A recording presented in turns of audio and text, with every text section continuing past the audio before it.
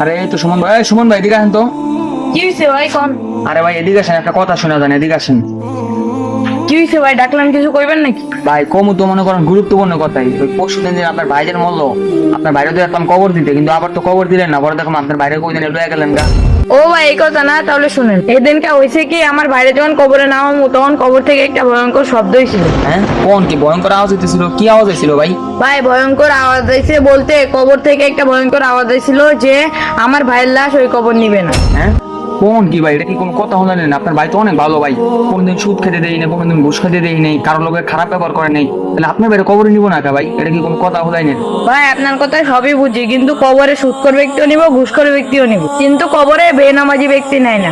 ভাই তাহলে তো সবই শুনলেন, কবরে বেনামাজি ব্যক্তি নেয় না, তাহলে আল্লাহ আমাদের কিভাবে প্রশ্ন করবে? আরে ভাই আপনি তো একবার একটা খাঁটি কথা কইছেন ভাই, একবার ঠিক কথা কইছেন, কারণ হ্যাঁ কোনোদিন ঘুষ খাইতে দেই না, সুদ খাইতে দেই না, কিন্তু হ্যাঁ কোনোদিন আমি নামাজ পড়তে দেইনি। হ্যাঁ ভাই ঠিক কইছেন, এর লিগে মনে হয় কবরে নেয় নাই। ঠিক আছে ভাই, তাহলে থাকেন, আমি যাই। फिदा ये है दरी